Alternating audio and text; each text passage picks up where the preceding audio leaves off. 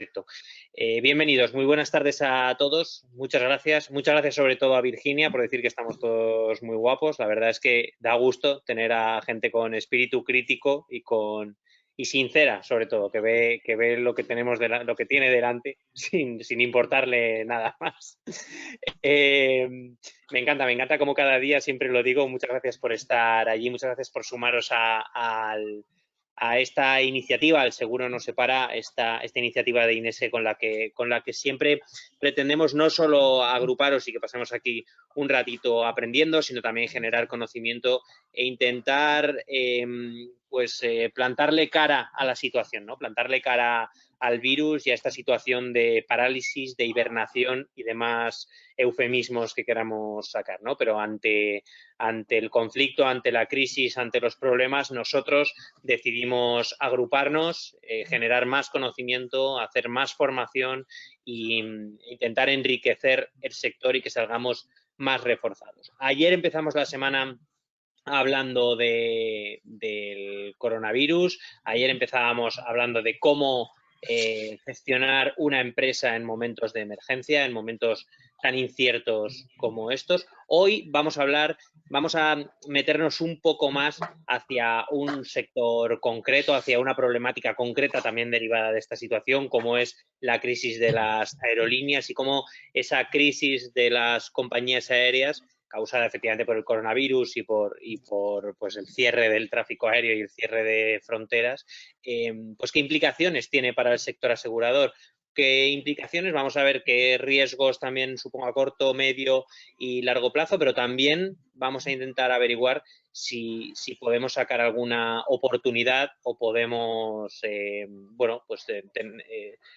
agarrarnos a algo que nos dé esperanzas. Vamos, como siempre, que es lo que pretendemos hacer también con esta iniciativa, intentar poner un poco de certeza a la incertidumbre, intentar calmar un poco todas las aguas y todo el revuelo que se forma alrededor de todos los temas, de todo lo que nos afecta, tanto como ciudadanos, como en nuestro perfil más personal, como profesional, como desde luego a nivel corporativo. Quiero presentaros a Enrique Navarro y a Diego Olmedo, ambos son socios de Clyde & Co. Bueno, Enrique, Diego, hola, que ya habéis estado hablando, pero bueno, así podéis saludar oficialmente. Hola, buenas tardes. Buenas tardes. Enrique, lo he dicho, es partner y socio de Clyde & Co, igual que Diego. Están en la oficina de Madrid. Enrique es responsable del grupo de aviación, marina y transportes. Ha representado aerolíneas y sus aseguradores en los principales casos de aviación que han tenido lugar en España en los últimos 20 años, como el Jack 42, Spanair, la huelga de controladores aéreos en 2010, el caso de Germanwings, y además es doctor en Derecho y profesor titular en la universidad, así que desde luego una persona con experiencia más que de sobra para abordar este tema. Por su parte, Diego, pues bueno, la experiencia de Diego Olmedo se centra en la defensa de compañías en accidentes e incidentes aeronáuticos, para lo que se vale de él sus conocimientos como investigador de accidentes aéreos. Y además, Diego coordina al equipo de abogados de Clyde en Madrid, encargado de la defensa de no una, ni dos, ni 100, sino miles de reclamaciones de pasajeros frente a sus clientes, así como el desarrollo de las soluciones tecnológicas que utilizan para la defensa de las aerolíneas. Por lo tanto, en fin, muchos temas en el tintero, cómo ha afectado a compañías, a los consumidores, en fin, a todo el entorno, a todo el sector. Esta crisis de las aerolíneas o este parón más bien de todas las compañías aéreas por motivos del coronavirus. Así que Enrique, Diego, todo vuestro. Muchas gracias por acompañarnos y por compartir vuestra experiencia con nosotros. Bueno, pues muchas gracias, Fernando, por la amable presentación. Muchas gracias a Inese por darnos esta oportunidad. Yo lo que quiero es enviar un abrazo a todos los que os habéis conectado. Queremos pensar que estáis todos bien, queremos pensar que todas vuestras familias están en perfecto estado, y aquellos que hayáis padecido esta enfermedad, pues mucho ánimo y esperamos que os recuperéis muy pronto. Vamos a tratar el tema del impacto en la aviación de este fenómeno, que ha sido inesperado para todos nosotros. Tanto la aviación como esta enfermedad son dos fenómenos globales. Y bueno, pues nos vamos a repartir Diego y yo esta presentación. Yo daré una pequeña introducción de lo que supone el fenómeno para este sector. Después Diego lo que va a hacer es hablar de la nueva regulación, todas las medidas del gobierno y de qué forma están afectando a la industria aérea. Y después yo volveré sobre los riesgos de las aerolíneas, cómo estos riesgos se pueden transferir a sus aseguradores o no, y tocaremos también algunas cuestiones que pueden afectar a los contratos, a determinados contratos que tienen firmados las aerolíneas. Por poner un poco en contexto esta problemática, bueno, no es novedosa esta enfermedad, es una enfermedad que cuando se habla de los antecedentes históricos, por hacer un poco de historia, nos retrotraemos siempre, o lo hemos visto en los medios de comunicación, a la expansión de la peste negra transmitida por las ratas en Europa en el siglo XIV. Después también se menciona la viruela como enfermedad respiratoria en el siglo XVI, después del descubrimiento del continente americano y cómo se transmite, se propaga esta enfermedad al continente americano. Si ya mucho más cercano en el tiempo hacemos referencia en el siglo pasado, también estamos oyendo que la primera gran epidemia fue la gripe española de 1918, llevada alrededor del mundo por los soldados que lucharon en la Primera Guerra Mundial y que mató a entre 50 y 100 millones de personas, muchas más muertes que las que provocó la propia guerra. Ya en este siglo, en el siglo XXI, en 2003, el SARS, el síndrome respiratorio agudo y severo, en 2003 tuvo un efecto devastador en la economía asiática, con poco más de 8.000 casos, pero al final se convirtió en un caso de contención de éxito, ¿no? Porque fue contenida de manera muy rápida. La gripe aviar, un virus altamente virulento, fue contenido en 2005, sin embargo no ha desaparecido y todavía sigue circulando en aves de corral y patos en todo Asia, y todavía se teme la transmisión a los seres humanos. En 2009 se detectó la gripe porcina en México, apareció en Londres en el plazo de una semana y la Organización Mundial de la Salud la declaró como una pandemia.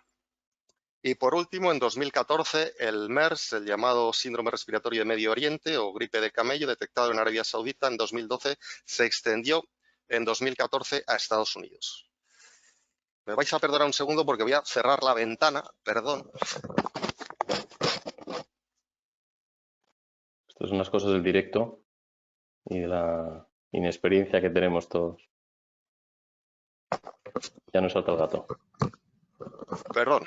Estaba diciendo que ya nos salta el gato.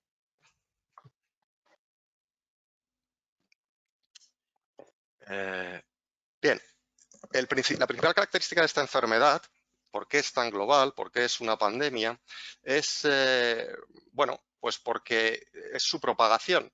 Mientras que una epidemia tiene su localización en un área geográfica concreta, la pandemia se extiende por distintos continentes rápidamente y además la transmisión no es solo por casos importados, sino por transmisión comunitaria, transmisión local. Se le ha puesto el nombre de COVID-19 por corona, por la imagen que da el virus con esas puntitas. VI es de virus, D de enfermedad, disease en inglés, y 19 el año en el que aparece. Es una enfermedad que no es tan letal como otras enfermedades respiratorias, pero que tiene una fuerza en el contagio, una velocidad de contagio como nunca visto antes.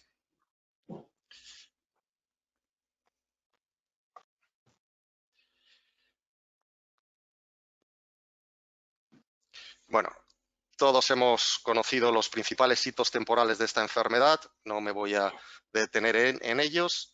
Probablemente la fecha más importante es la del 11 de marzo pasado, en la que la Organización Mundial de la Salud declaró este brote como pandemia global, con todos los efectos que eso tiene.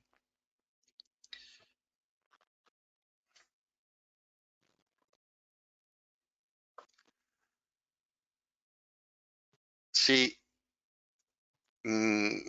para tener en cuenta, para de verdad considerar el verdadero problema, el factor de propagación de esta enfermedad, hay una variable que son el tiempo que tarda una enfermedad respiratoria en contagiar a 1000 personas, y aquí vemos que mientras que el MERS tardó 2 años y medio, el SARS 4 meses, bueno, pues el COVID-19 en 48 días afectó a 1000 personas. Ya digo que, bueno, es una enfermedad cuya principal característica es la velocidad de contagio. Sin embargo, no es tan letal como otras enfermedades. Mientras que la tasa de mortalidad del MERS era del 35%, el SARS el 10%, bueno, pues el COVID-19 está en alrededor del 5%. Todos sabemos que esta enfermedad afecta, sobre todo cuanto mayor edad, bueno, pues mayor es el factor de riesgo de la persona que los sufren. Sin embargo, ya digo, es una enfermedad que no es tan letal, pero es de las más contagiosas de las que se han registrado hasta el momento.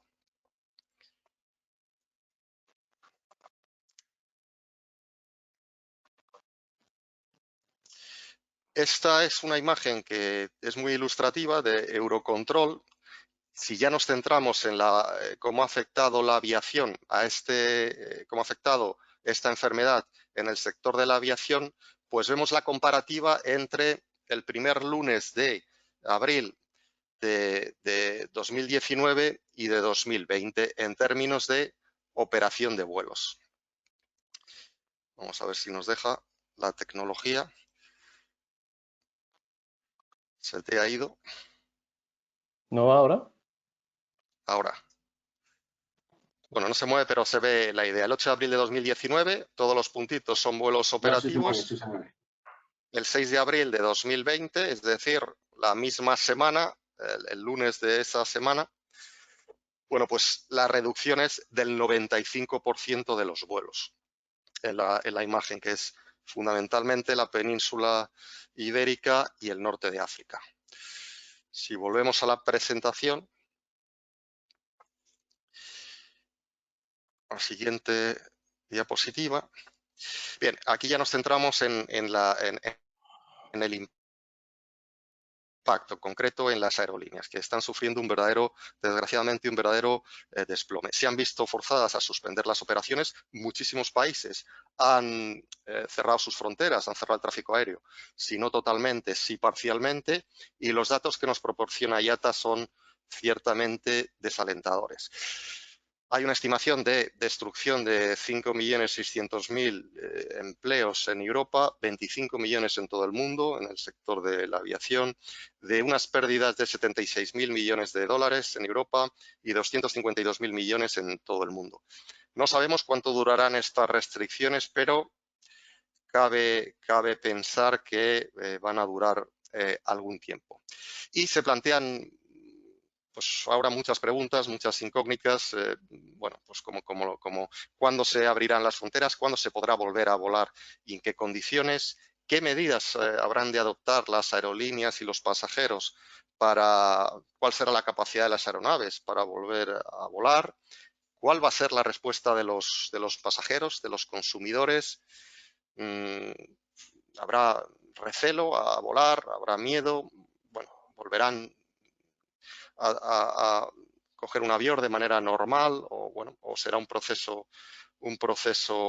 paulatino, gradual. Bueno, son preguntas que se plantean ahora mismo. Las aerolíneas están experimentando un serio problema de liquidez sin precedentes. IATA siempre suele estimar que la media es que las aerolíneas suelen tener unos 2 meses de tesorería de efectivo para hacer frente a sus pagos, y que esto podría producir que en junio de 2020, con motivo de esta enfermedad, se empezara a producir, desgraciadamente, alguna quiebra de aerolíneas. Por lo tanto, desde el sector lo que se reclama es una coordinación entre gobiernos a nivel mundial para establecer paquetes de ayuda, inyección de capital. Ya está ocurriendo la supresión de determinadas tasas de control de tráfico aéreo.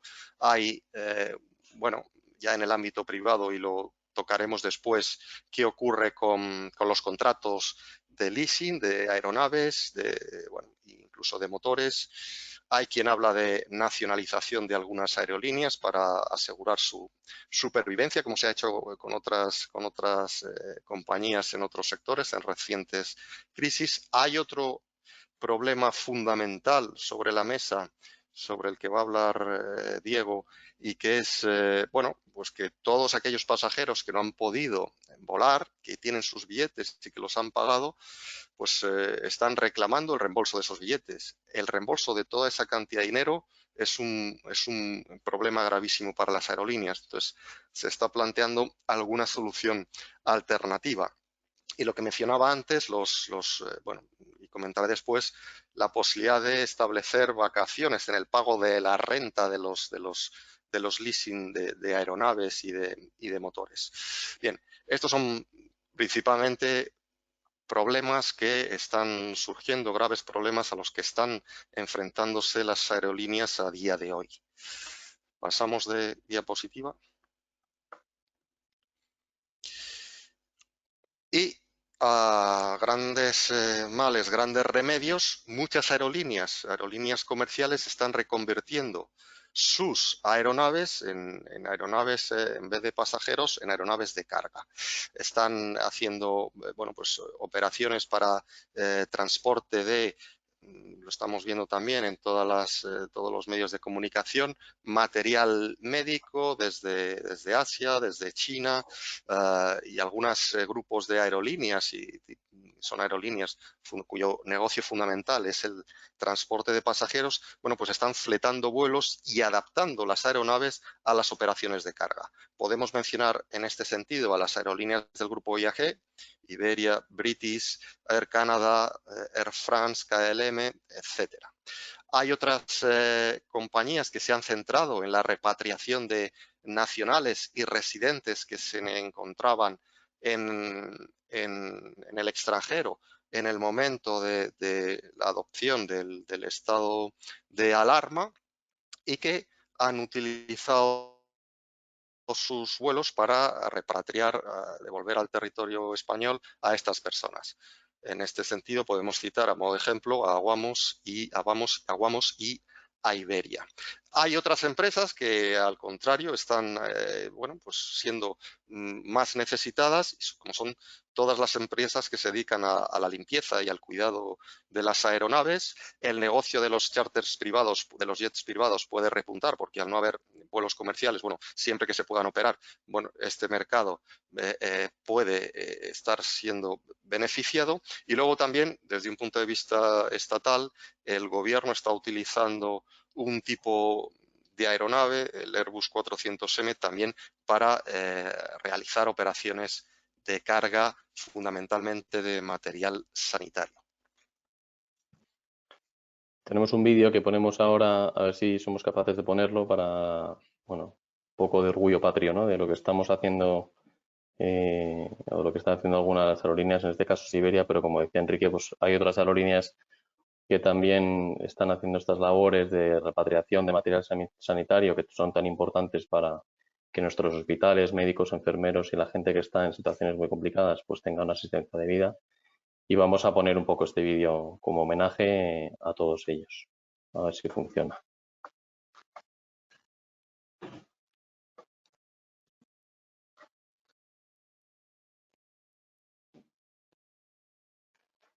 Gonzalo, ¿cómo lo pongo? ¿Cómo lo doy a play?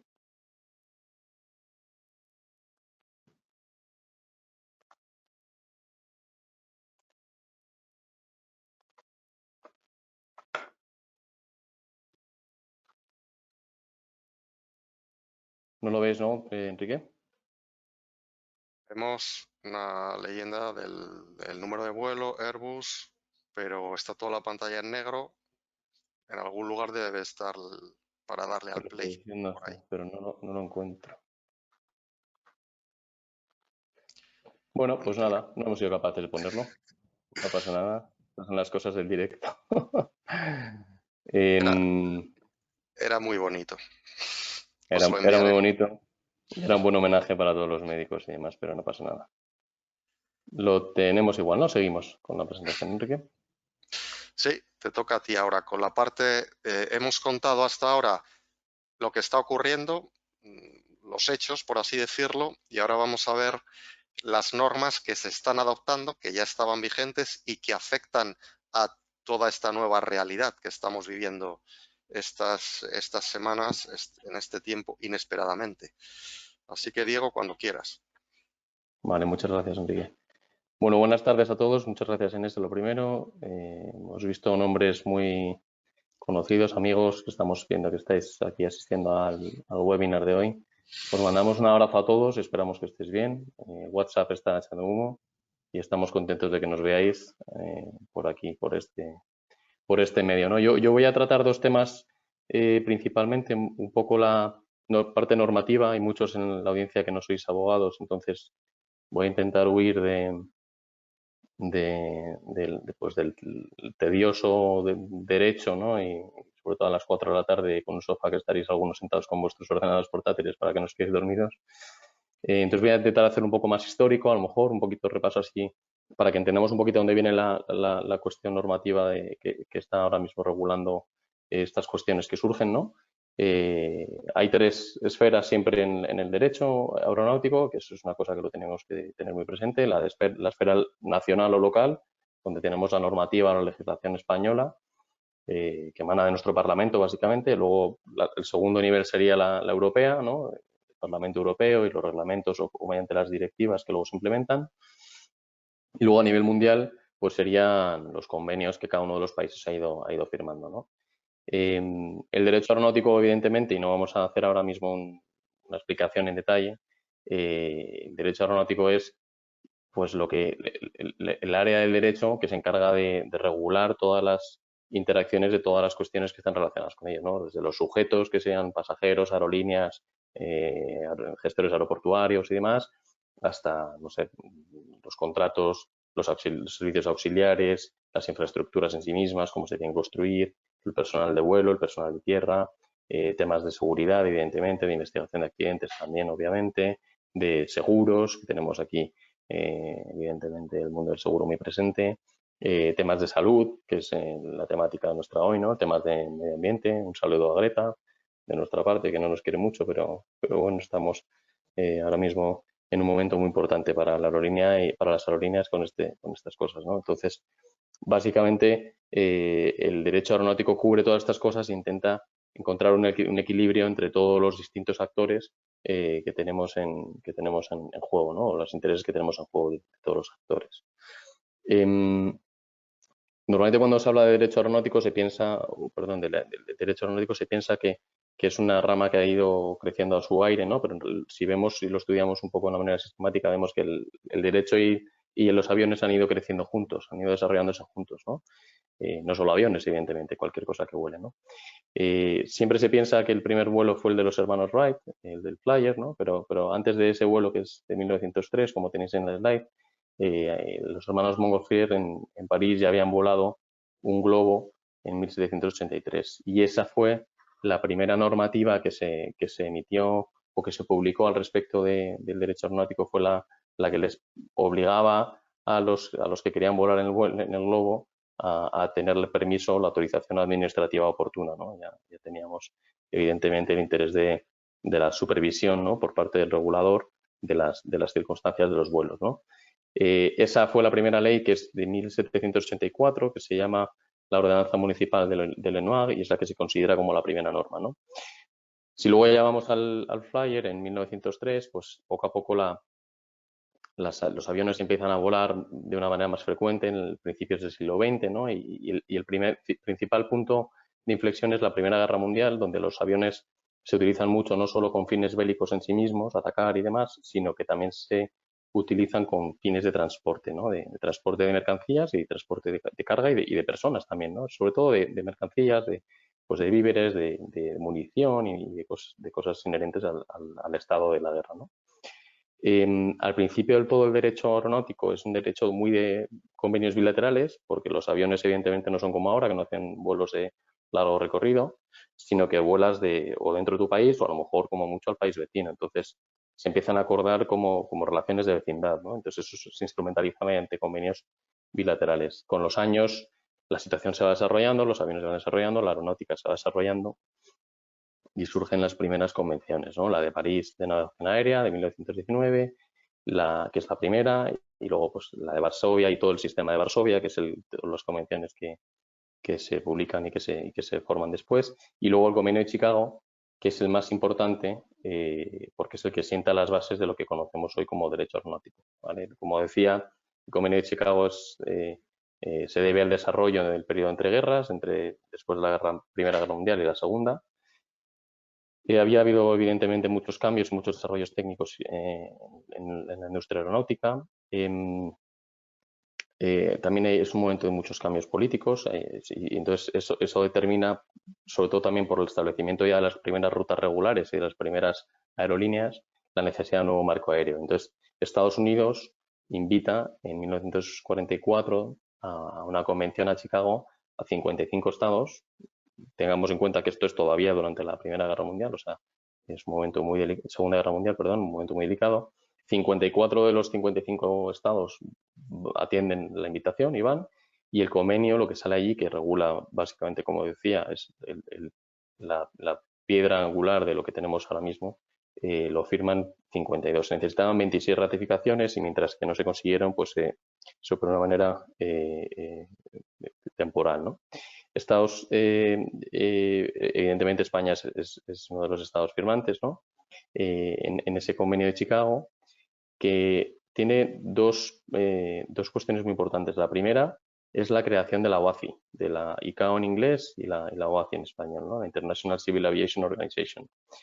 Y la segunda es que mediante la OACI se instrumentaliza una armonización de la normativa a nivel internacional para tener las mismas normas en el ámbito aéreo aquí que en otros países, ¿no? O en multitud de países, porque evidentemente pocas actividades hay tan transfronterizas y con tanto obligatoriedad o necesidad de armonización como son el transporte aéreo. El contenido del propio convenio pues, se separa entre los artículos del convenio en sí mismos y luego los anexos. Y dentro de los anexos es importante mencionar, para el objetivo de esta presentación, que tenemos las Standard and Recommended Practices y luego los Procedures of Air Navigation Services, los PANS y las SARPs, ¿no? No son vinculantes como los artículos del convenio. Bueno, dentro de las Standard and Recommended Practices sí se puede entender que las Standard lo son y las otras también se suele entender, pero no es el mismo nivel de vinculación normativa el del artículo del convenio que el de las Recommended Practices y las Standard Practices, ¿no? Que luego además requieren evidentemente la legislación nacional, porque estos son como los principios, por así decirlo, ¿no? Si vamos al artículo 14 del propio convenio de Chicago, ya empezamos a ver un interés de parte del propio convenio y de la industria, ¿no? de la regulación de los temas que son inherentes a la salud.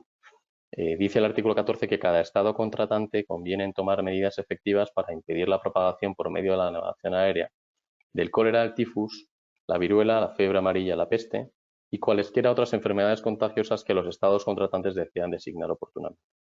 Y luego el artículo continúa diciendo pues, que habrá consulta entre los Estados y los organismos encargados para poner medidas, ¿no? Y demás.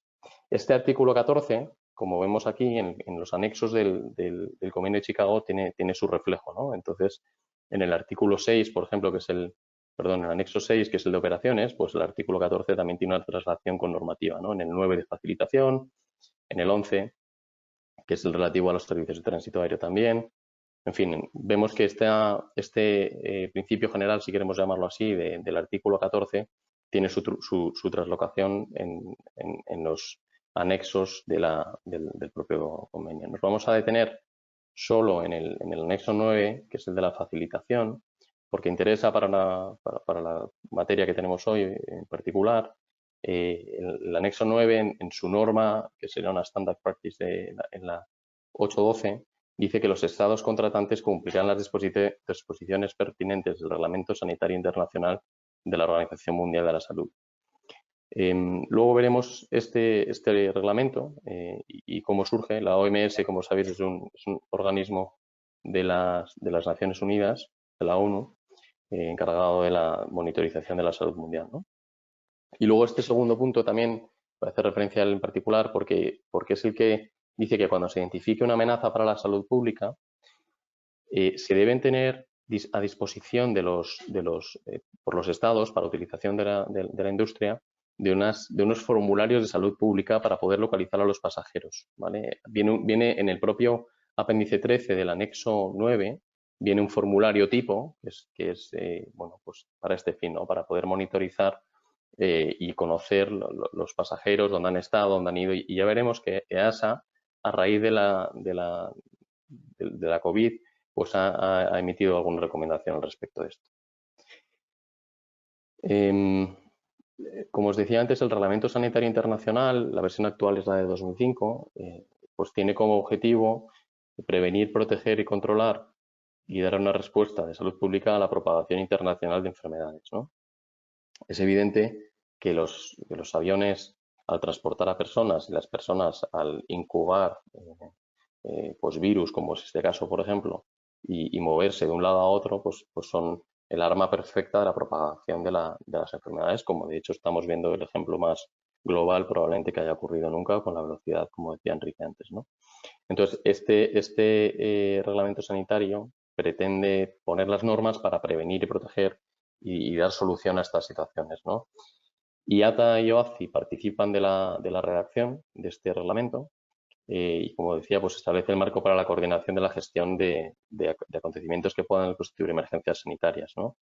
A nivel internacional, evidentemente, porque esto es, como decía antes, la Organización Mundial de la Salud es la organización de la ONU, de las Naciones Unidas, encargada de la gestión de la salud pública a nivel internacional. Creo que está suscrito o sea, que forma parte de la OMS, creo que son 196 países, si mal no recuerdo. Y bueno, pues el reglamento impone obligaciones a los estados de firmantes de la detección, evaluación, notificación y dar respuesta a las emergencias, a las amenazas de salud pública, ¿no? Esto está muy relacionado, ¿no? con los niveles de catalogación de las epidemias y pandemias y demás, y por eso cuando se incrementa el nivel de la pandemia es cuando se toman medidas pues más serias, ¿no? Para tratar de evitar la propagación. Ahora ya vamos un poquito a nivel más europeo, a hablar un poco más, a traerlo un poco más a la parte de la reclamación de daños, que sería, ¿no? Bajo el Convenio de Montreal, que sabéis que está implementado en nuestra normativa europea mediante el Reglamento 889 y el 2027, ¿no? Del 97.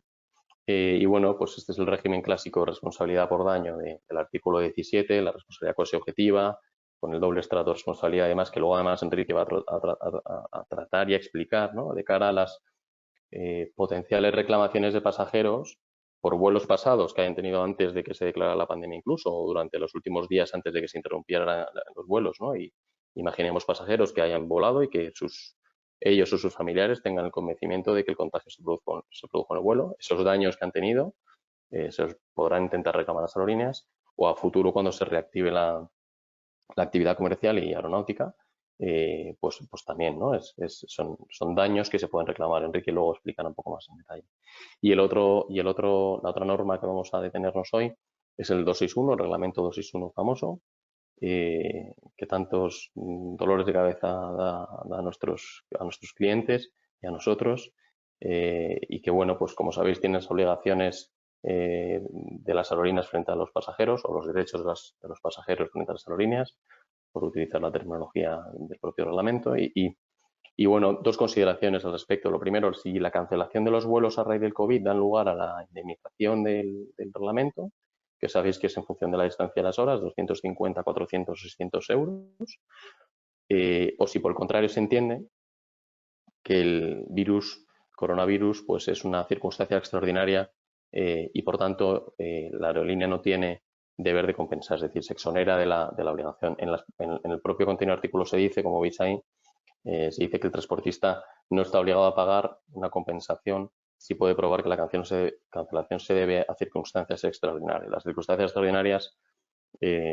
como sabéis, todos nuestros queridos compañeros de la industria de las aerolíneas y aseguradores, seguro que también sabéis algo al respecto, pues es un término, no es un numerus clausus, con lo cual lo que tenemos es que al final el Tribunal de Justicia de la Unión Europea va interpretándolo como bien le va pareciendo y bien le va pareciendo a él, pero no a la industria aeronáutica, porque nos imponen unas obligaciones pues que en muchos casos son bastante complicadas de gestionar, ¿no? En cuanto a obligación de tener aeronaves dispuestas para hacer vuelos, en fin, muchas cosas que no van no vienen a cuento a lo mejor de esta presentación, pero que sí que sepáis todos que la justicia europea pues es muy estricta con el tema de la circunstancia extraordinaria.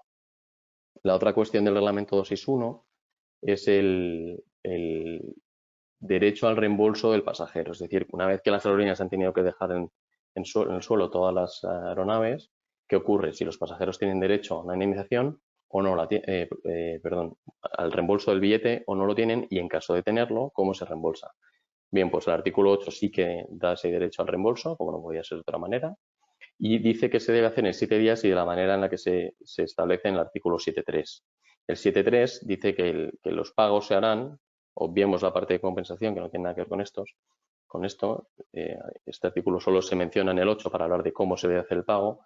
El pago se debe hacer, según el artículo 7.3, en transferencia bancaria electrónica, en metálico, en transferencia bancaria, cheque, o si el pasajero quiere, previo acuerdo firmado por el pasajero, en bonos de viaje a otros servicios. Es decir, la obligación es la de reembolsar el dinero, pura y duramente hablando en dosis 1, y debe hacerse si el pasajero quiere solo en voucher y si no quiere el pasajero va a ser en dinero. Este es el marco normativo, ¿no? Luego me referiré más tarde a esta cuestión. En cuanto a España y la normativa española que tiene que ver con el coronavirus, básicamente, pues aquí tenéis un resumen, ¿no? Las órdenes ministeriales que hemos tenido. Se me ha saltado una slide, perdón. Esta es. Antes de esto, pues nada, básicamente se declara la pandemia el 11 de marzo y estábamos ya en España incrementando mucho el número de casos. Por eso el gobierno el 14 de marzo publica el Real Decreto, que en realidad pues lo que hace es ejecutar el mecanismo previsto de la Ley Orgánica del 81, ¿no? de los estados de alarma, excepción y sitio. Y las medidas que se toman a nivel jurídico importantes para nuestra presentación son la suspensión de plazos y términos procesales y de la administración y de la prescripción y de la caducidad de las acciones civiles, ¿no? O sea, ahora mismo cualquier acción está detenida y no se pueden, los juzgados básicamente están cerrados, tienen los servicios mínimos. Existe un confinamiento general de la sociedad que evidentemente ha hecho que la ya de por sí reducida oferta de transporte público que se preveía en el Real Decreto, pues todavía se produzca en mayor medida en el sector aéreo, ¿no? O sea, si se obligaba a un 70%, pues en el sector aéreo ha caído un 90%, ¿no? Se han cerrado terminales en los aeropuertos de Barcelona y de Madrid. En Barcelona solo tienen la T1 y en Madrid tenemos la T4 únicamente. Y AENA decidió, como una medida importante, que bueno, la hemos metido aquí porque creemos que es importante, aplazar el pago de las tasas de aparcamiento de 6 meses sin intereses, aunque esto no es una condonación, pero bueno, al fin y al cabo al menos no le requiere la parte del efectivo ahora mismo a las aerolíneas, ¿no? Las órdenes ministeriales que se han publicado pues son las que tenéis más importantes en pantalla. La prohibición de los vuelos entre Italia y España, esto es pre-estado de alarma. Después la obligatoriedad de poner los mensajes en las ventas de billetes para trayectos con origen y destino en España. Hay clientes que nos han hecho pues consultas al respecto de esto. La limitación de las conexiones con Ceuta, Melilla, Baleares y Canarias. La extensión de validez de los periodos de los periodos de validez de las licencias y las habilitaciones que caducaban ahora. La restricción temporal de viajes no imprescindibles desde países terceros a la Unión Europea y asociados también en Schengen, por razones de orden público. Evidentemente, una de las grandes cuestiones que vamos a tener aquí es cómo, y a nivel Schengen también, evidentemente, cómo vamos a permitir o reabrir nuestras fronteras aéreas, ¿no? A cada país le está costando sangre, sudor y lágrimas contener las pandemias, cómo va a ser esa flexibilización luego de la apertura de las fronteras para aceptar de nuevo nacionales de otros países que hayan tenido o no la pandemia en estos niveles, o sobre todo que en ese momento la tengan más alta, más baja, o que los controles, pues confiemos en ellos o no, en muchas cuestiones. Y esta orden, desde luego, durante el estado de alarma es lo que trata de atacar. Y lo último, ayer mismo el Ministerio de Justicia dictó y publicó una resolución en la que permitía la presentación de escritos procesales de demandas, recursos y demás, ¿no? Como los juzgados están parados, pues se pueden hacer los escritos que inician procedimientos o que inician trámites, pero no los de contestar porque no te tienen que dar plazo para eso, ¿no?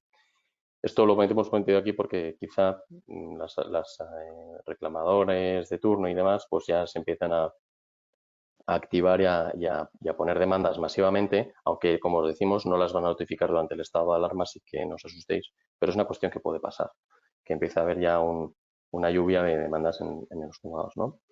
Entonces, bueno, yendo al tema del 261 ya, dejando la normativa atrás, yo voy a tocar 2 o 3 slides este tema, como el deber de indemnización de las aerolíneas, ¿no? Si existe un deber de indemnización o no, bajo el reglamento 261.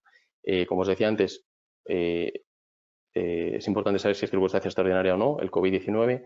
Algunos ya nos habíamos posicionado desde el principio diciendo que esto tenía que serlo por fuerza, y así lo dijo la Comisión Europea en las guidelines, en las directrices de interpretación que publicó el 18 de marzo. ¿Vale? El efecto inmediato de esto es que no existe el deber de indemnizar al pasajero y que por tanto las aerolíneas pueden alegar esta circunstancia extraordinaria para exonerarse. ¿Vale?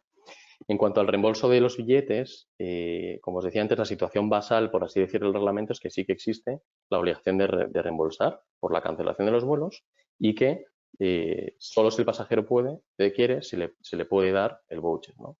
Las directrices de interpretación que mencionamos en esta diapositiva no dicen nada en particular de este tema, en el sentido de que no dicen nada en particular de 261. O sea, sí que hacen, porque tratan distintos medios de transporte, tren, avión, demás, y lo que sí que hacen es, en la parte genérica, en la introducción, mencionan que para todos los medios de transporte que el pasajero debe poder elegir.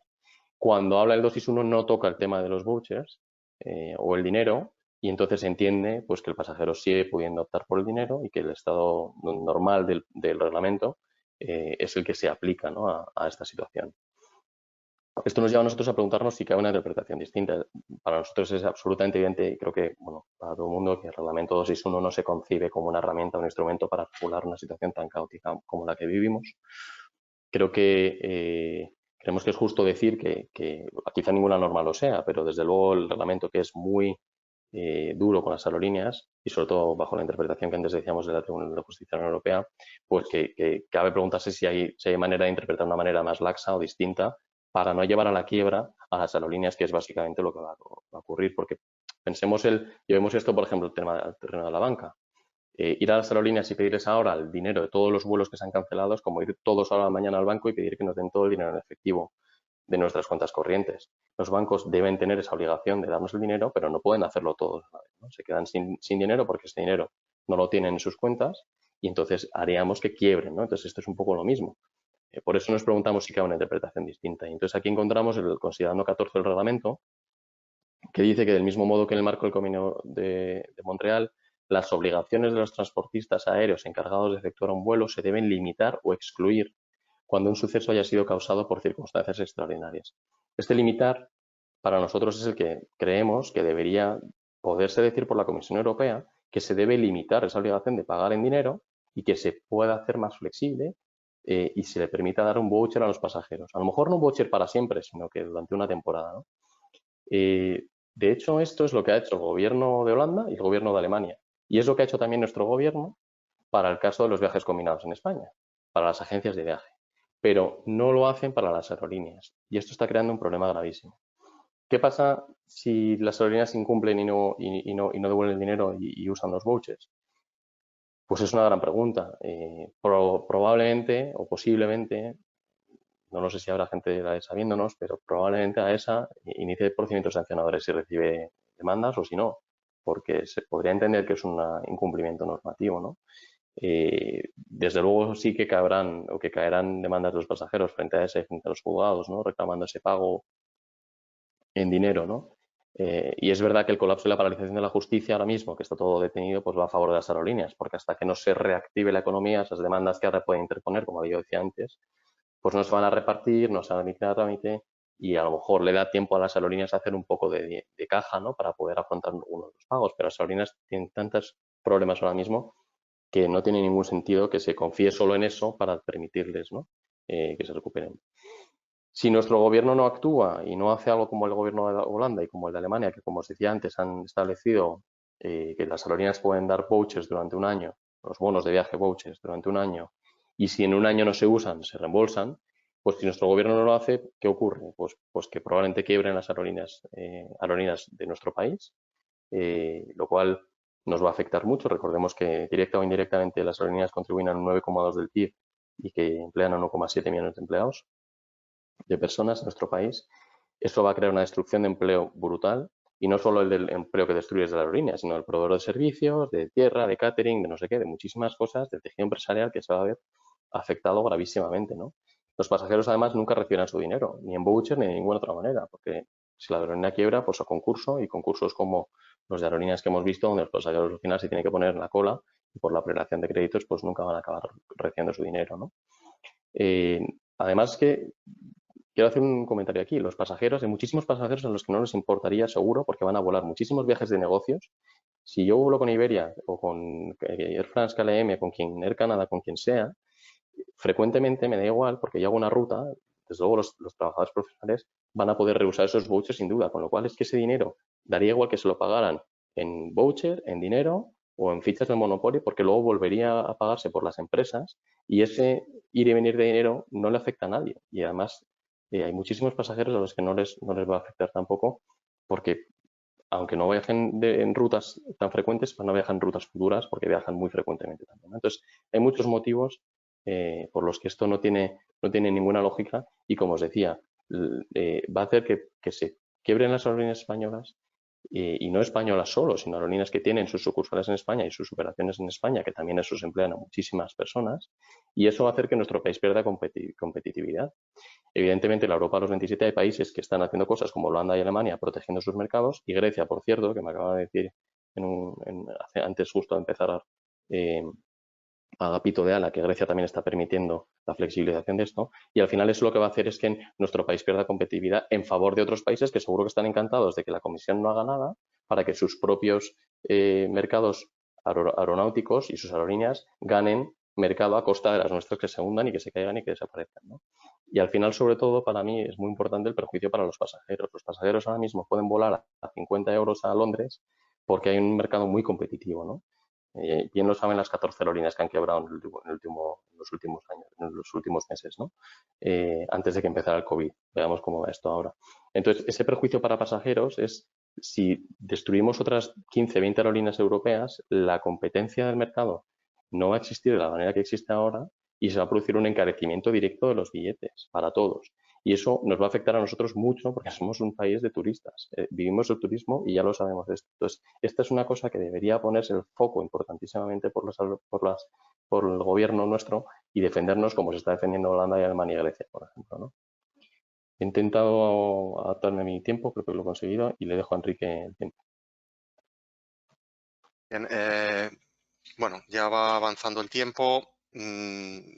¿A qué riesgo se pueden enfrentar las aerolíneas y sus aseguradores? Está de más hablar de las medidas de protección, de prevención para evitar el daño. Nos vamos a centrar en un primer tipo de daño, que es el que pueden sufrir los pasajeros, la tripulación, que en relación con este fenómeno es el daño por contagio, lo que sería una lesión personal.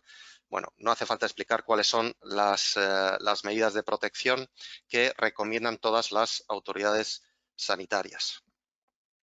Avanza, Diego, por favor. Bien, como ha señalado Diego antes, y ahora ya nos centramos en un tipo de reclamaciones que pueden ocurrir por vuelos que ya se han producido o en el futuro, puede existir una responsabilidad de las aerolíneas en caso de contagio de pasajeros.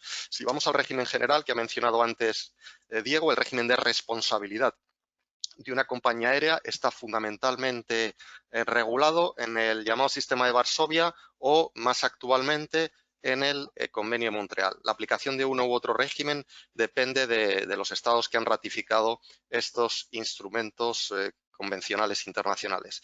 El reglamento del Convenio de Montreal establece un régimen de responsabilidad prácticamente objetivo si el daño que sufre un pasajero es cuantificado en hasta 128.000 derechos especiales de giro. El derecho especial de giro, aquí hago un inciso, es una unidad de cuenta del Fondo Monetario Internacional, es la media de 4 de las monedas más fuertes del mundo, el yen, el dólar, el euro y la libra esterlina, que cada día emite una cotización, el Fondo Monetario Internacional, para evitar las fluctuaciones de moneda y que bueno, pues una cifra valga más o menos dependiendo del lugar en que se pague las indemnizaciones. Es decir, sí, el daño sufrido por un pasajero es hasta 128.000 derechos especiales de giro, la compañía tiene una responsabilidad cuasi objetiva, prácticamente objetiva. ¿Por qué digo prácticamente objetiva? Porque podrá exonerarse en un caso, y es solo en el caso de que el pasajero sea el causante del propio daño.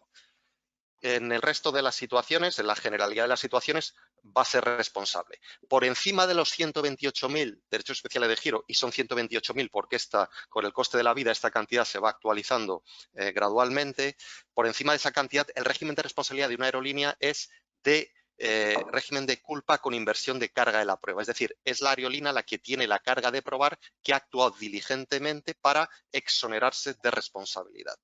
¿Y de qué responde una aerolínea? Responde de todo daño, lesión personal o muerte que le ocurra a un pasajero en el curso de las operaciones de embarque o desembarque o durante el vuelo. ¿Y debe indemnizar y compensar por cualquier daño que sufra el pasajero? No. Cualquier daño asociado a un accidente aéreo. Accidente no en el sentido de que el avión se caiga, sino accidente en el sentido de un evento o suceso inesperado que no quepa esperar por parte del pasajero. Esta responsabilidad, la responsabilidad respecto de pasajeros, es una responsabilidad asegurada por las compañías aéreas.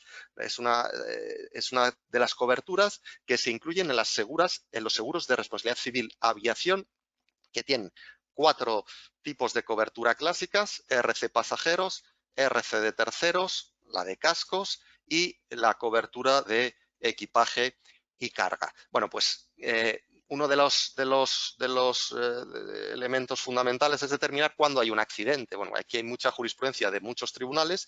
Un accidente es cuando se deriva de algo relacionado con la aeronavegabilidad de la aeronave. La jurisprudencia ha establecido que no es accidente, bueno, pues los accidentes cardíacos por patologías previas. No son accidentes, por ejemplo, la muerte súbita de un bebé.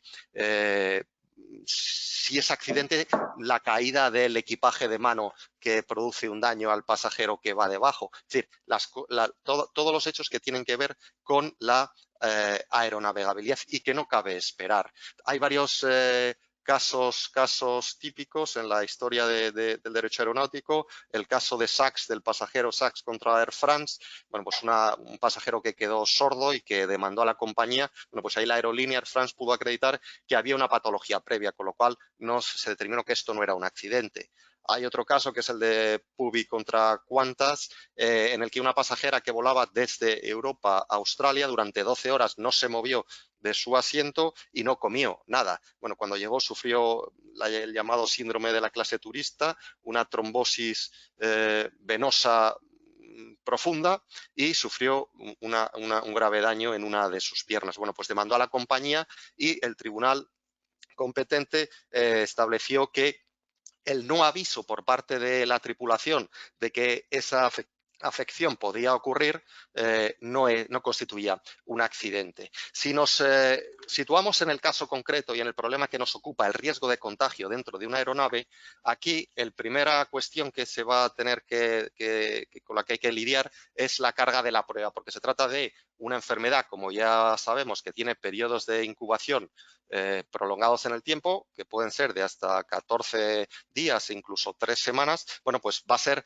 muy difícil establecer en qué momento se ha producido el contagio, que el contagio se ha producido durante el vuelo. Pero la carga de la prueba, en teoría, la tiene la aerolínea, con lo cual lo que vamos a tener que ver es una prueba médica importante con expertos médicos por ambas partes para ver cuándo se ha producido el contagio. Aquí las aerolíneas se podrán apoyar en lo que ha dicho recientemente la Organización Mundial de Salud, y es que la transmisión de enfermedades respiratorias es muy difícil a bordo de un avión.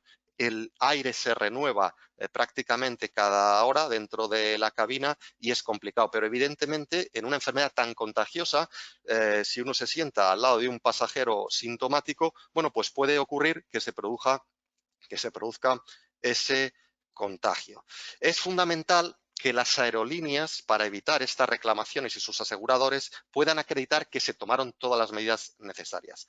A partir de esta era que nos ha tocado vivir, va a haber un montón de protocolos, de normativas de seguridad, de higiene, de todo tipo, que va a haber que cumplir a la hora de embarcar el pasaje en el avión.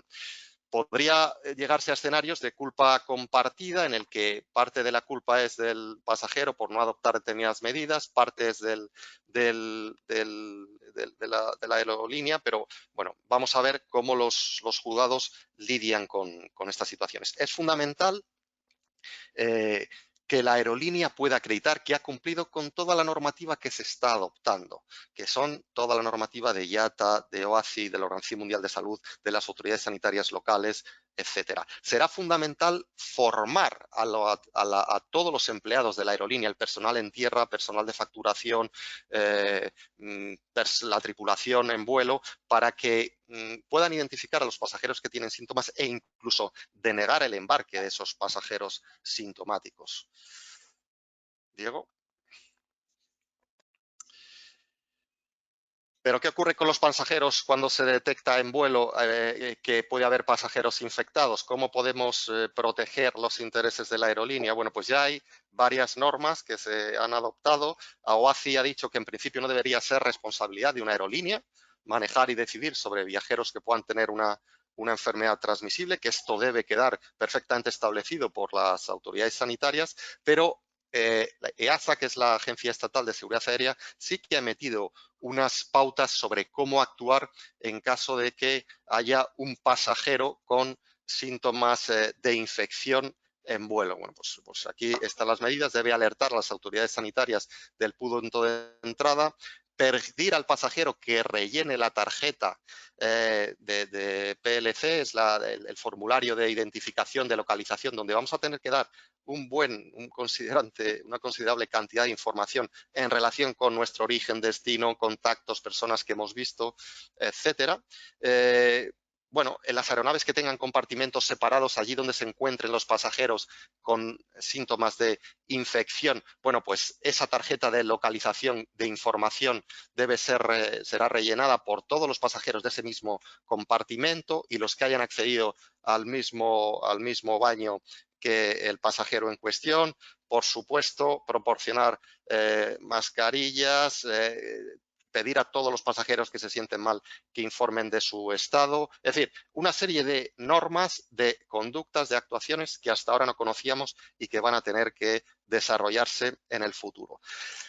Tenemos la RC pasajeros, y después, al margen de los seguros de RC aviación, tenemos los riesgos que pueden afectar a la tripulación. Esto es pura RC patronal. Creo que ha habido otro webinar de INESE sobre RC patronal. Las aerolíneas son empresas, son empleadores, y como en el caso de cualquier otra compañía, bueno, pues deben proporcionar a sus empleados un lugar seguro.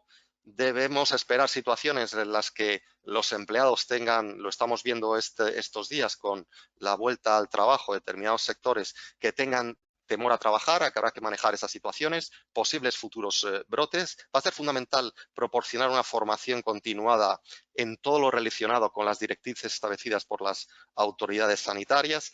También habrá que informar convenientemente a todo el personal que va a estar en contacto con la aeronave donde haya podido haber personas contagiadas, para que extremen las precauciones.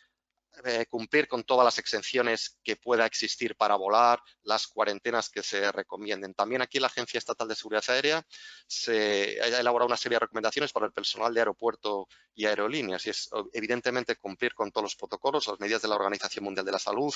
Habrá que proveer con los adecuados y homologados kits de protección a todas las personas, sobre todo a aquellos empleados que vuelen a destinos de países afectados, y siempre seguir el protocolo de seguridad que se determine para detectar un caso, si se detecta un caso sospechoso.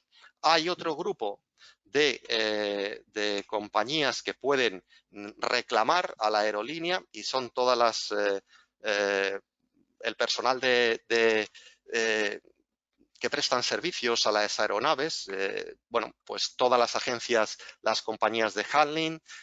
Sabemos que las compañías de handling tienen su relación contractual con la aerolínea normalmente, y esto ya está fuera, un poco más al margen de lo que es el riesgo asegurado. Bueno, pues la relación contractual entre la aerolínea y la agencia de handling normalmente es a través de los contratos estándar de IATA, de los Standard Ground Handling Agreement, que establecen en su sección octava unas cláusulas de responsabilidad muy claras. La agencia de handling, es decir, el que presta el catering, el que retira todo el equipaje, todas esas compañías que tocan los aviones, que están cerca de la aeronave, solo van a poder reclamar por daños a sus empleados si la aerolínea se ha comportado con dolo o con una negligencia equiparable al dolo bajo la legislación que sea de aplicación. Por lo tanto, otra vez es fundamental que las aerolíneas controlen muy bien los procedimientos, auditen los procesos que tienen todos sus contratistas, todas las agencias de handling, para que éstas no puedan reclamar por imprudencia grave a la aerolínea. Asimismo, deberán informar de cualquier caso, de cualquier riesgo, de cualquier supuesto en una aeronave, para que, pues estas agencias, estas compañías, no puedan reprochar ninguna falta de información a la aerolínea que pueda constituir una imprudencia grave. Sí, vamos, Diego. Otro posible riesgo, bueno, pues en estas situaciones y las compañías aéreas, los que no estáis muy familiarizados con la operativa, no sabéis el número de emergencias en vuelo a las que se enfrentan. Incluso, desgraciadamente, fallecimientos, muertes súbitas durante el vuelo de pasajeros. Bueno, pues esto es muy cinematográfico, pero en todas esas ocasiones, en muchas ocasiones, la tripulación pregunta si hay algún médico en cabina, y los médicos, por deber deontológico, asisten a esos pasajeros. En este caso, los médicos podrían ser contagiados, y también se pueden identificar reclamaciones por parte de este personal sanitario. Bueno, pues las compañías deben dar claras directrices a estas personas de que asistan, obviamente, en la medida de sus posibilidades y sus capacidades, pero que preserven su seguridad. Algunas aerolíneas están planteando pues que estos profesionales firmen un documento de release, de descarga, en favor de la aerolínea. A nosotros esto nos parece exagerado, e incluso es discutible que sea válido desde un punto de vista legal. Pero sí será fundamental recomendar a estas personas y a todo médico que pueda haber dentro de la cabina, sea personal de la aerolínea o sea pasaje, que se protejan de cualquier riesgo de contagio. ¿Sí? Ya vamos terminando. Sé que estamos un poco... Aprovecho para decir a todos los asistentes que si tienen alguna pregunta, que pueden ir haciéndola, y cuando termine la presentación la responden. Yo os invito a que hagáis preguntas, porque es bastante interesante. Muy bien.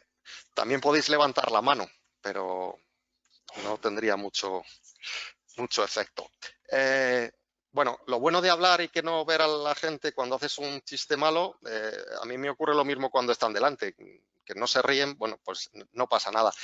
Así pienso, me queda la duda. Bien, otro riesgo fundamental hoy en día, el riesgo reputacional, es decir, redes sociales, si se produce cualquier situación de este tipo de la que venimos comentando y de contagio, bueno, y se puede crear la imagen de que una compañía no adopta las suficientes medidas de seguridad, la reputación de esa compañía puede quedar muy dañada. Y de modo contrario, si se informa de que una compañía está actuando con rapidez, con seguridad, con todas las medidas, pues todo lo contrario, la imagen de la compañía puede quedar reforzada. Es decir, los departamentos de comunicación y que manejan toda la cuestión de las redes sociales de las aerolíneas deberán estar muy atentas porque, como veis, la opinión pública está, como no puede ser de otro modo, ultra sensible con esto que estamos viviendo y cualquier suceso relacionado pues puede impactar en la actividad y en el valor de la compañía. ¿Sí, Diego? Voy. Perdón.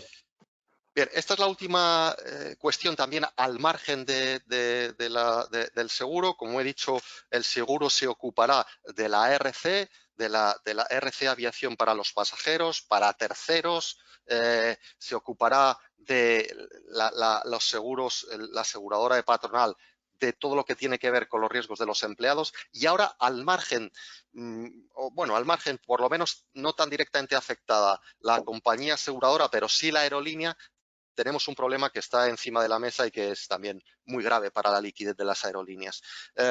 Muchas aerolíneas tienen sus aeronaves en leasing, incluso los motores, y estas aerolíneas pagan una renta mensual por el uso de esas aeronaves, y con unas condiciones, dependiendo del tipo de leasing operativo o el que sea. Se plantea si las medidas adoptadas por los gobiernos pueden justificar la institución de fuerza mayor para eso, para soportar, para justificar el incumplimiento del contrato. En nuestra opinión es muy discutible. La obligación fundamental del arrendador, del lessor de la aeronave, es poner a disposición la aeronave del arrendatario de la aerolínea, y la obligación esencial de la aerolínea es pagar el precio que es la renta. La medida de los gobiernos no impiden directamente el cumplimiento de estas obligaciones. Cuestión diferente es que con motivo de la falta de liquidez no se pueda pagar el precio, pero no hay una imposibilidad material. Ahora bien, el sentido común y lo que algunos arrendadores y lesos están haciendo es, tienen dos opciones: o bien pedir la ejecución del contrato, y se van a encontrar con que a la aerolínea la van a acercar a situaciones de insolvencia. Al final, muy probablemente, no reciban el pago de estas rentas y se queden con la reposesión de la aeronave, que no van a poder colocar a otros arrendatarios, a otras aerolíneas. Con lo cual, muchos arrendadores están actuando con sensatez y están aplicando lo que llaman rent and holidays, que no es más que diferir el pago de las rentas hasta que la situación mejore. Es decir, al final de estas situaciones, cuando hay dos partes en los contratos, todo el mundo pierde. La sensatez hace, la buena fe hace que deba y también por un poco, por lo razonable, que, en fin, si ahora no se puede cobrar la renta, será mejor cobrarla después que no cobrarla nunca, ¿no? Bueno, pues estas son las situaciones. Los bancos están apoyando, nos consta, algunas aerolíneas. Debe haber, como ha comentado Diego, una acción de los gobiernos para apoyar este sector, como se ha apoyado otros sectores, léase la banca en crisis recientes, y en el fondo, bueno, es un sector del que nos hemos beneficiado todos. Como también señalaba Diego, hace no mucho costaba muchísimo más dinero volar. La competencia, la reducción de costes ha hecho que sea mucho más asequible para todo el mundo. Bueno, pues esto al final lo que puede hacer es que, como en todos los sectores, al final suban los precios para que se puedan cubrir los costes. Sí, Diego. Y ya termino. Son dos cuestiones muy rápidas en relación con la confidencialidad y la protección de datos. Son dos. Este fenómeno va a afectar también a estas dos esferas, a la esfera de la privacidad de las personas. Antes, la aportación de datos, de dónde vengo, a dónde voy, con quién me voy a relacionar, cuál es mi historial médico, si tengo fiebre, si no tengo fiebre. eran cuestiones de la intimidad, de la privacidad de las personas. Hoy en día va a haber una tensión entre dos valores, la seguridad y la privacidad, y cabe esperar que quien va a ganar va a ser la seguridad, y para cumplir con todos los protocolos médicos que van a ser obligatorios, bueno, pues va a haber que revisitar, rehacer, volver a regular muchas cuestiones relacionadas con la confidencialidad, con la protección de los datos personales. ¿Sí? Sí, ya pasa. Ya estamos. Bueno, pues esto es todo lo que os queríamos contar. Esperamos vuestras preguntas. Ha sido un placer. Es raro no saber quién hay al otro lado. Yo estoy seguro de que vamos a recuperar la normalidad, al menos en parte, dentro de no mucho tiempo. Creo que ya llevamos más tiempo del que nos queda y que podamos volver a hacer cosas normales, como, bueno, pues viendo a Diego, pudiendo ir a la peluquería en vez de hacernos esos estropicios en la cabeza, ¿no? Así que nada más, por nuestra parte, muchísimas gracias, ha sido un placer. Muchas gracias a todos. Os mandamos un abrazo fuerte. No, esperad un momento. ¿Tenéis preguntas? ¿Preguntas? No, Es que no os vayáis todavía porque hay unas cuantas preguntas. Vale. No sé si sabéis, hay muchas de que espero que esté todo bien, no sé qué, no sé cuántos, pero luego hay unas cuantas, como por ejemplo empezamos con una de Maribel, que dice que no os olvidéis del retraso en el pago de las tasas aeronáuticas de 2021. Y luego a partir de ahí, si veis hay más preguntas. Las tengo en no sé si pantalla ahora queréis mismo, leo. perdóname. Es que no tenía desplegado yo este tema. Perdón. Sí. A ver. Bueno, Maribel, de las tasas ya sabes. No sé, no veo tu pregunta en particular, pero... Está un poquito más abajo. Maribel Chocano. Maribel ¿Lo Chocano podéis que está... desplegar esto para que sean más grandes? Yo es que me quiero quedar con la de Maribel, que dice que estamos muy guapos. No es una pregunta, es una afirmación, pero... A ver. Por eso le he puesto yo la cámara, para no estropear el momento. Vale. Sí, el lo trazo que- de las tasas aeronáuticas es un tema que además nosotros pues estamos tratando de ayudar, ¿no?, a las aerolíneas que nos están consultando al respecto. Es una cuestión también gubernamental que estamos esperando un poco a ver cómo se desarrollan los acontecimientos. Y bueno, es una cuestión muy importante porque le afecta mucho a las aerolíneas, ¿no? Entonces, no podemos decir nada más, que es una de las cosas que está mirando y tratando de ayudar a la industria, porque verdaderamente no hay una modificación de la normativa de momento. si queréis os las leo yo las preguntas o las puedes ver. Sí, bueno, mira, Gonzalo, yo puedo ir. Aquí hay una pregunta que dice que si el reglamento 6.1 vale también para la carga, por ejemplo, que se cancele el vuelo, Exacto. si se puede reclamar. No, el reglamento 6.1 es solo para los pasajeros, no para la carga. Para la carga es el convenio de Montreal, el que debería reclamarse bajo el convenio de Montreal, y como cualquier reclamación de RC, bueno, pues acreditar el daño que se ha causado y cuantificar el daño. La siguiente pregunta es de Anselmo Palacios. Sí, si la responsabilidad por producto incluye empresas de fabricación de piezas, si se dedica a la producción de mascarillas o máscaras de protección. Bueno, evidentemente quien produce un producto se convierte en fabricante y estará sometido a la normativa que regula la RC producto. Entonces, bueno, pues en nuestra opinión sí. Efectivamente, si está homologada para hacer para producir este tipo de mercancía, pues obviamente estará sujeto al régimen de responsabilidad si este producto causa un daño. Había perdón, el mecanismo que se puede usar en España y otros países, las aerolíneas, para el tema de que las autoridades acepten la figura del voucher. Bueno, no existe un mecanismo como tal, eso es una cuestión estrictamente, probablemente política solo, ni siquiera es jurídica o técnica, ¿no? Es una cuestión de defender lo que están haciendo los países, pues como hemos dicho, como Holanda y como Alemania, ¿no? Mecanismos como tal no existen, o sea, las aerolíneas están en la jurisdicción española y si se niegan a pagar el voucher por recibir unas demandas, y tendrán que defenderse en los tribunales como puedan. Es discutible también el efecto que pueden tener las medidas de países como Holanda y como Alemania, ¿no? Porque al final tenemos una separación de poderes, poder ejecutivo, legislativo y judicial, ¿no? Entonces, la decisión del ejecutivo interfiriendo de alguna manera en el legislativo, es lo que está haciendo básicamente Holanda, ¿no? Diciéndole a ESA de allí, diciéndole, oye, el voucher es aceptable, eso es una decisión del ejecutivo que está de alguna manera condicionando el alcance del poder legislativo, y habrá que ver cómo interpreta eso el poder judicial, ¿no? Estamos en una circunstancia absolutamente extraordinaria, entonces, bueno, pues habrá que ver cómo se valora eso por los juzgados en Holanda y si pasará aquí en España lo mismo, ¿no? Hay otra pregunta de Gonzalo Torres Picazo sobre en qué medida las ayudas que se puedan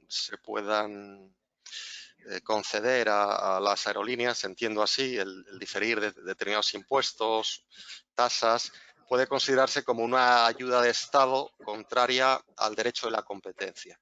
Bueno, esta es una pregunta que siempre se da cuando se ayuda a determinadas empresas con fondos públicos, y yo creo que esto es una situación tan delicada, tan excepcional, y si la ayuda se produce con carácter general y se ayuda a todo el sector, pues no debería haber aerolíneas que se sintieran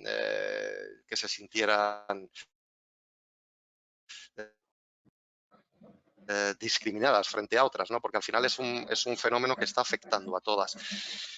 En cualquier caso, yo creo que es algo que habría que ver caso por caso. Evidentemente, si la Comisión Europea se ayudara solo y se exonerara del pago de tasas solo a una aerolínea, a un grupo de aerolíneas, y no a otras, ahí sí habría una ayuda de Estado, pero si se ayuda a un sector, bueno, y dada la excepcionalidad de la situación, a mí me parece que no debería encuadrarse como ayuda de Estado en el sentido de práctica anticompetitiva de acuerdo al derecho de la libre competencia de la Unión Europea. La pregunta de Víctor de la inversión de la carga a la prueba, no decimos, Víctor, o sea, evidentemente el pasajero tendrá que probar, ¿no? que el contagio se produjo o que él viajó, entonces que pues alguna suerte de prueba tendrá que aportar él. No decimos sí, una cosa, sí, podéis leer las preguntas porque la gente no lee las preguntas. ¿No las lee? Pregunta Víctor de Guamos, Víctor Manuel Blanco Delgado, que si, dice, me parece entender que la carga de la prueba sobre un contagio de COVID en un vuelo es de la aerolínea. ¿Esto es así?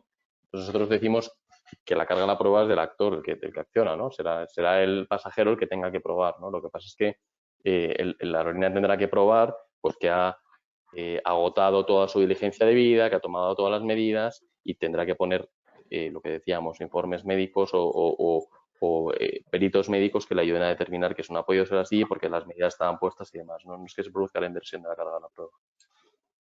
El mismo Víctor también plantea otra pregunta muy interesante, que es si las aerolíneas se pueden acoger a la cláusula rebus sic stantibus, que es la cláusula que establece en los contratos que si se alteran las condiciones en las que fue pactado un contrato, las condiciones esenciales, las circunstancias, pues que se podrían alterar también las condiciones del contrato. Y si esto puede servir para modificar los contratos. Bueno, la verdad es que no tengo una respuesta inmediata. Se me ocurre también frente a esta cláusula la del pacta sunt servanda, y es que los pactos en los contratos están para ser cumplidos. No sé, la verdad es que qué diría un juzgado ante esta situación, si se podría acoger a esta cláusula para, bueno, modificar, por ejemplo, la fecha de pago, ¿no? Es algo que sería curioso de ver. En cualquier lugar sí que habría campo para la discusión en este sentido. Es algo tan excepcional que sí que podría dar lugar al debate en este sentido. Alejandro pregunta, dice que la implementación de todos estos procedimientos impacta directamente en la estructura de costos y cómo creemos que impactará esto en las aerolíneas ultra low cost. Bueno, yo creo que es que le va a afectar a todas. Los márgenes son tan estrechos ahora mismo en todas las aerolíneas, y además que, y como decía Javier Gándara en su libro, ¿no? El concepto de low cost ya está ya es que casi ni existe, ¿no? La barrera ya está un poco difuminada y los costes van a ser para todos. O sea, al final yo creo que todas las aerolíneas van a sufrir muchísimo y de hecho probablemente muchas de las aerolíneas que ya estamos leyendo en los periódicos, ¿no? No sé qué aerolínea tiene cash hasta junio, no sé cuál tiene hasta mayo. O sea, yo no creo que sea necesariamente que en las ultra low cost o no vaya a ser más decisivo que en otras, porque al final a todas les va a afectar y es una cuestión que se dimensiona con la dimensión de la flota, ¿no? Es un gasto directamente proporcional a la dimensión de la flota, con lo cual le pegará a todas por exactamente igual, creo. Pero también es muy difícil aventurar estas cosas. Hay muchísimas preguntas. Hay muchísimas preguntas, yo no sé cuál.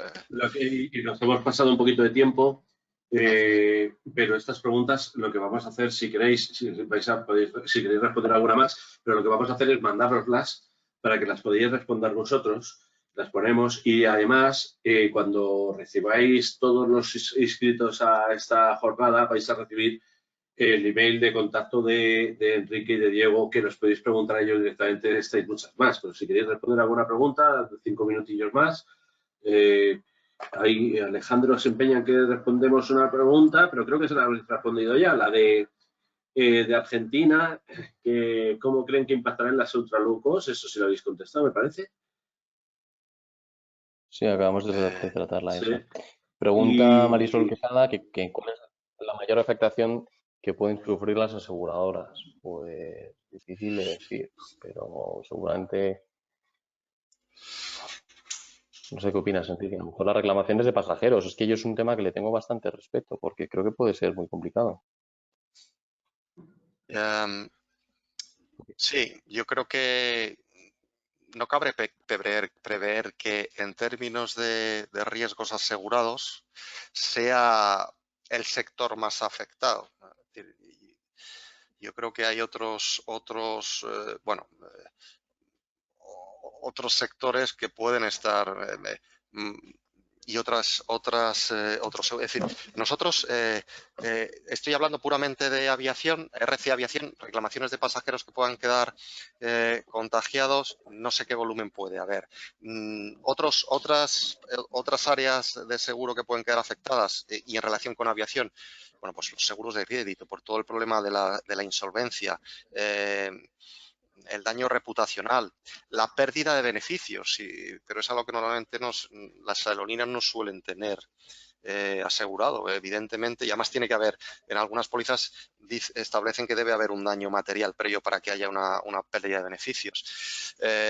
Yo no creo que sea un sector en el que las aseguradoras vayan a sufrir especialmente por el tipo de reclamaciones que se pueden dar. Hay otros sectores mucho más afectados. La principal perjuicio que pueden sufrir las aseguradoras en aviación en relación con las aerolíneas, puramente aerolíneas, ya no estoy hablando de fabricantes o de otros sectores, es la pérdida de potenciales clientes por la dificultad que puedan tener las propias compañías aéreas. Pero bueno, estoy pensando ahora en las residencias de mayores o en otros ámbitos o en las profesiones sanitarias y la oleada de reclamaciones por ahí va a ser muchísimo mayor. Aquí va a depender de cómo se comporten al final el mercado, de cuándo se reanuden los vuelos. Bueno, mi feeling es que no va a ser un sector en términos de reclamaciones aseguradas que vaya a sufrir mucho, no así como todas las reclamaciones de pasajeros por cancelación de vuelos o el problema de los arrendamientos, de los leasing y todo esto, ¿no? Que son cuestiones. Sí, a lo mejor el mundo nos sorprende cada día, con lo cual sí, efectivamente por ahí pueden ir los tiros. Otra pregunta que plantea Fuad Damam es right of care according to 261 versus COVID. El right of care, el derecho de asistencia de los pasajeros, es un tema que también a nosotros al principio de la pandemia, antes de que se pusieran todos los aviones en suelo, que nos asustaba mucho por paralelismo con el tema del avión, perdón, del volcán islandés, que me encantan los americanos, que le llaman A14 o A12, no sé cuántos, por las letras que tienen en vez de intentar pronunciarlo. Pues ese tema al final las aerolíneas pueden estar teniendo la obligación de pagar la asistencia en hoteles a pasajeros que no hayan podido venir todavía. Podría pasar, ¿no? Entonces, es un tema discutible que nosotros, de hecho, escribimos un artículo al principio de la pandemia explicando que los pasajeros también, desde que se declaró pandemia, desde el 11 de marzo, cabía pedirles también a ellos un poco de coherencia, ¿no? Y de no irse de viaje a las Seychelles y quedarse luego en las Seychelles y pretender que la aerolínea te pague el hotel de las Seychelles durante 2 meses hasta que te pueden repatriar, ¿no? Entonces, bueno, dará lugar a muchísimos casos, me imagino, pero el derecho de asistencia como tal, en principio, no muere por la existencia del COVID. Sí que creemos que, como decimos, en situaciones extremas, pues a lo mejor es defendible que los pasajeros deberían haber hecho algo más, ¿no? Oye, una pregunta, perdona, es que he leído una de las cosas de una mujer que dice que no ha podido ver el vídeo ese que teníamos preparado, es que yo he tenido que salir un momento y volver a entrar, ¿no se ha podido ver? No hemos podido. Ha sido justo en ese momento cuando no hemos podido poner el vídeo. Sí, pues esperar un momentito, a ver si yo lo puedo poner y nos podemos despedir con ese. A ver, un momentito. Sí, pues sería buena idea. Y lo pongo. Y ya el resto de preguntas, si os parece bien, porque ya nos hemos pasado un poquito de tiempo, media hora, os las voy a mandar y para que las podáis responder, ¿de acuerdo? Perfecto. Y ponemos el vídeo, con esto ya.